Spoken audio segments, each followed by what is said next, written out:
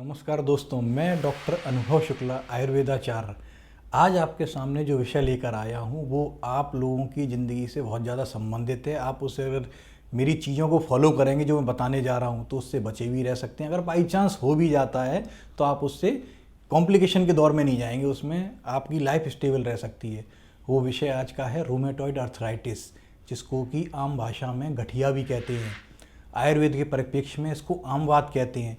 मैं आपको बताऊंगा दोनों परिप्रेक्ष्य में इसका क्या कारण है, क्या निदान है, क्या उसका उपचार है। एलोपैथिक में इसको बोलते हैं रूमेटॉइड अर्थराइटिस। उसके हिसाब से ये है auto immune disorder. Auto immune disorder का मतलब होता है जब हमारे शरीर का रक्षा तंत्र, जिसको बोलते हैं प्रतिरक्षा तंत्र, जब कोई बीमारी होती है तो उससे जो लड़ता है वही अपने शरीर की हेल्दी सेलों को मारना शुरू कर देता है या उसको पहचान नहीं पाता है, वो कहलाता है ऑटो इम्यून डिसऑर्डर। अच्छा, रूमेटिक अर्थराइटिस का अभी तक जैसे कोई पॉजिटिव फैक्टर नहीं है, फिर भी मोटे मोटे तौर पे बताई गई हैं कि किन कारणों की वजह से ये हो सकता है। अच्छा, गठिया में कई तरह का गठिया हो सकता है। जैसे ऑस्टियोआर्थराइटिस होता है, वो भी गठिया है। रूमेटिक अर्थराइटिस है, वो भी गठिया है। और एक होता है गाउट, वो भी गठिया है। गाउट में क्या होता है कि एक तरह का यूरिक एसिड जो शरीर के अंदर में होता है वो क्रिस्टल फॉर्म में जाके हमारे स्मॉल जॉइंट्स में धीरे धीरे जमा हो जाता है। इन सब में एक चीज़ कॉमन है कि पेन सब में रहेगा, इन्फ्लेमेशन सब में रहेगी, लेकिन थोड़े थोड़े अंतर इसमें ये है कि जैसे ऑस्टियोआर्थराइटिस है वो ज़्यादातर हो सकता है एक ही पैर में हो, आपके एक ही जॉइंट में हो, लेकिन ये जो है रूमेटिक अर्थराइटिस ये बाइलेटरल होता है, यानी कि दोनों जॉइंटों में हो सकता है। बराबर स्वेलिंग हो सकती है इसके अंदर में, और ये अच्छा खासा पेनफुल होता है, और इसके कॉम्प्लिकेशन ऑस्टियो से भी ज़्यादा हो सकते हैं। गाउट के अंदर में एक तरह का क्रिस्टल फॉर्मेशन हो जाता है। आप यूरिक एसिड का ट्रीटमेंट करेंगे तो वो धीरे धीरे उसमें आराम मिल जाएगा, लेकिन लाइफ लॉन्ग आपको मेडिसिन खानी पड़ेगी और आपको परहेज करना पड़ेगा। अच्छा, रूमेटिक अर्थराइटिस में एक खासियत और है कि ये महिला और पुरुषों के हिसाब से भी इसमें अंतर है। महिलाओं में पुरुषों की तुलना में 3% ज़्यादा रहता है इसमें कारण। अब वो पूछेंगे कारण इसके क्या हैं। कारण इसके ये हैं कि मेनोपॉज के बाद में जो एस्ट्रोजन हार्मोन होता है उसकी कमी हो जाती है, कैल्शियम की कमी होती है, आयरन की कमी हो जाती है, उसके वजह से भी होता है। आम बात में क्या होता है, पाचन की दृष्टि की वजह से, यानी कि पाचन तंत्र में हमारे गड़बड़ होने की वजह से जो हम अन्न खाते हैं अगर वो सही ढंग से पच नहीं पा रहा है, यानी कि उसका डाइजेशन प्रॉपर तरीके से नहीं हो पाता है, तो शरीर में हमारे आम बनता है। आयुर्वेद में आम को विष कहा गया है। ये अगर हमारे शरीर से निष्कासित हो जाता है तो वो हमारे लिए अच्छा रहता है। अगर यही दृष्टि होने के बाद में पूरे शरीर के अंदर में जाकर कहीं भी रुक जाएगा, और उसके साथ दूसरे दोष भी मिल सकते हैं, जैसे अगर उसके संग वायु दोष मिल गया तो वो जाके जॉइंटों में बैठ जाएगा, जिसके वजह से उसमें स्वेलिंग, इन्फ्लेमेशन, नोड्यूल और आगे और भी कॉम्प्लिकेशन होने शुरू हो जाएंगे। तो ये तो आयुर्वेद के परिप्रेक्ष्य में है कि बनता कैसे है और किस वजह से होता है। इसमें मेन है इसमें अपच, खाने के सही प्रॉपर डाइजेशन ना होने की वजह से। अच्छा, जब ये हो भी जाते हैं तो इसके कुछ लक्षण हैं सामान्यतः, जैसे कि जॉइंटों के जो साइनोवियल मेम्ब्रेन होती है जो जॉइंट को मूवमेंट कराने में काम करती है, उसके अंदर में इन्फ्लेमेशन आ जाएगी। वो इन्फ्लेमेशन आपको शुरू शुरू में ज़रूरी नहीं है पता चले, बस आप महसूस करेंगे थोड़ा चलने के बाद दर्द हो रहा है। जब वो इन्फ्लेमेशन कंटिन्यूस बढ़ती चली जाएगी तो आपको जॉइंट के मूवमेंट में भी दिक्कत आनी शुरू हो जाएगी। इसके अलावा आपको फीवर भी आ सकता है हल्का हल्का सा, शरीर के अंदर में लेथार्जी, एक तरह की वीकनेस होती है, थोड़ा सा काम करने के बाद भी थकावट हो सकती है। ये सब इसकी परेशानी है इसमें। और वीकनेस तो बनी रहेगी, आपको किसी भी काम करने में मन नहीं लगेगा, वो शारीरिक के वजह से मानसिक परेशानी भी हो सकती है इसमें। और ये बीमारी एज तो मैंने बताई थी, किसी भी एज में ये हो सकती है। फिर भी ये बीमारी को रोकने के हमारे पास में बहुत सारे कारण भी हैं, हमारे पास उपाय भी हैं। अगर आप उन उपायों को या उसके जो कारण हैं उसको अगर रोक के रखेंगे तो आगे ये बीमारी कॉम्प्लिकेशन धारण नहीं करेगी। कॉम्प्लिकेशन में क्या होता है इसमें कि ये जाके जब कॉम्प्लिकेशन होने के बाद में हार्ट की तरफ अगर चली गई तो ये रूमेटिक हार्ट डिसऑर्डर बना देता है। जब हार्ट के अंदर में रूमेटिक की डिसीज़ हो जाएगी तो एमआई हो सकता है। एमआई का मतलब सादा भाषा में इसको बोलते हैं हार्ट अटैक, जो कि आपको पता है कि आज डे टू डे लाइफ में हार्ट अटैक बहुत बड़ा कॉज है डेथ का। तो ये भी बहुत बड़ा कारण बाद में बनता है, ये बहुत सीवियर कॉम्प्लिकेशन है। लीवर में डिसऑर्डर कर सकता है, बाद में आपके न्यूरोपैथी से रिलेटेड कोई भी बीमारी हो सकती है।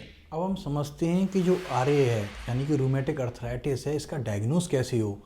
और आज की डेट में तो सब लोग चाहते हैं कि सिर्फ सिम्टम से डायग्नोज ना हो, प्रॉपर उसकी ब्लड इन्वेस्टिगेशन हो, तो अच्छी चीज़ है। जैसे कि इसमें अंदर जाँचें जो होंगी वो एक तो आरए फैक्टर की जांच होती है, जो पॉजिटिव नेगेटिव आता है, क्वांटिटेटिव भी होता है, उसमें बिल्कुल मात्रा एग्जैक्ट बता देते हैं कितना है कितना नहीं है। यूरिक एसिड की अलग से जांच हो सकती है उसके अंदर में। सीआरपी करके होता है, क्रिएटिन रिएक्टिव प्रोटीन करके, उसकी जांच हो सकती है। एक ईएसआर होता है, एरिथ्रोसाइट सेडिमेंटेशन रेट, इससे हमें पता चल जाता है कि शरीर के अंदर इन्फ्लेमेशन है और रूमेटिक अर्थराइटिस। इन दोनों को, उसके कुछ सिम्टम्स को और अपनी ब्लड टेस्ट को, दोनों को मैच करने के बाद में डायग्नोस क्लियर बन जाता है कि इस व्यक्ति को रूमेटिक अर्थराइटिस डिसऑर्डर है। अब इसमें आते हैं कि हम क्या खान पीन की वजह से और क्या दवाइयों की वजह से ठीक कर सकते हैं, घरेलू स्तर पे और वैद्य के स्तर पे। दोनों चीज़ें बहुत इंपॉर्टेंट हैं। अब खान पीन तो सबसे इसमें हमें सादा सिंपल खाना है, बिल्कुल जो इजीली सुपाच्य हो, क्योंकि जो चीज़ नहीं बनेगी तो बीमारी को और कॉम्प्लिकेशन करेगी। सुपाच्य कौन सी चीज़ें, हमें चोकर युक्त आटा खाना चाहिए, ना कि हम जो बिल्कुल फिल्टर्ड वाला आटा खा रहे हैं, सब चीज़ छान के बिल्कुल फाइन मैदा जैसा हो रहा है, उन चीज़ों से आपको बचना पड़ेगा। छिलके वाली मूंग की दाल है वो खाई जा सकती है, इसके अंदर में तोरई है उसको लिया जा सकता है, दूध ले सकते हैं हम, और गाजर ले सकते हैं, ये सब चीज़ें हैं, लौकी है, ये सब चीज़ें हमें सिंपल फूड जो आसानी से पच जाए वो बहुत आवश्यक है इसमें। और दूसरा, कुछ घरेलू स्तर पे जैसे हम कर सकते हैं कि जैसे वो एक तरह की हर्ब्स हैं, दवाइयाँ तो प्रॉपर अभी नहीं है क्योंकि वो वैद्य के हिसाब से तो दूसरी चीज़ बदल जाती है। आपने हरसिंगार सुना होगा, हरसिंगार का एक पेड़ होता है जिसके अंदर बड़े सुगंधित फूल होते हैं, थोड़ा सा हिलाएंगे झड़ने से गिर जाते हैं, वो सब जगह पाया जाता है, बड़ा सुंदर खुशबू होती है उसमें। 4-5 पत्ते उसके ले लीजिए, 4-5 पत्ते उसको पीस के चटनी बना लीजिए उसकी 5 पत्तों की, और 1 गिलास पानी में उन पत्तों के जो चटनी बनाई है उसको डाल दीजिए और उसको बॉईल करना शुरू कर दिए। जब वो आधा रह जाए उसको पी लीजिए। ये एक तरह की सूजन में, दर्द में आराम करता है, टेम्परेरी रिलीफ बोलते हैं। दूसरा, इसके अंदर में अदरक अच्छा काम करता है, शुंठी होती है वो भी उसमें अंदर काम करता है। और दवाइयों के लेवल पे अगर जाएंगे तो सिंगनाथ गुग्गुल है, योगराज गुग्गुल है, ये किया जाता है। दूसरा एक स्वेदन होता है, स्वेदन मतलब भाप लगाना, उस जगह पे प्रॉपर भाप लगाने से भी इन्फ्लेमेशन में आराम मिलता है। और आपने बहुत एक नाम सुना हुआ तेल का, जो कि साधारणतः लगाया जा सकता है बिना किसी साइड इफेक्ट के, लेकिन उसकी हैवी मालिश नहीं करनी है। इसका बहुत अंतर है, लोग रगड़ रगड़ के मालिश करना शुरू कर देंगे, स्वेलिंग बढ़ जाएगी, उसको बोलते हैं महानारायण तेल।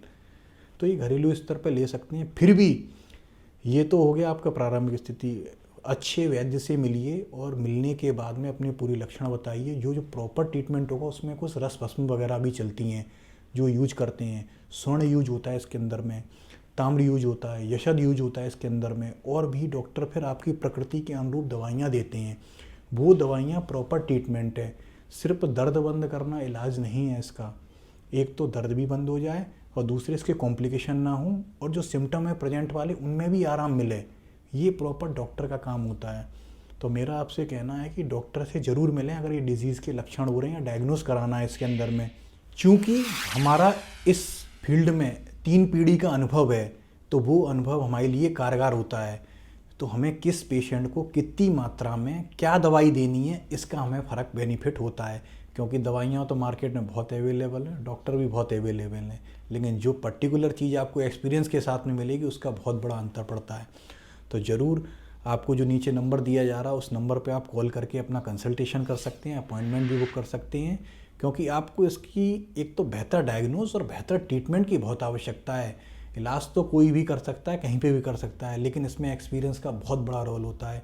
आयुर्वेद कहता भी है कि करते करते अभ्यास के साथ ही दवाइयों की गुणवत्ता भी बढ़ती जाती है और रोगी के ठीक होने की क्षमता भी बढ़ती चली जाती है। तो मेरा आपसे आग्रह है कि इसमें समय बर्बाद ना करके सही डॉक्टर के साथ में मिलें, जो भी नज़दीक में हो, या फिर आप हमसे कांटेक्ट कर सकते हैं इसमें, ये आपके लिए सबसे बेहतर रहेगा। तो ये वीडियो देखने के लिए बहुत बहुत धन्यवाद। Thank you so much for this.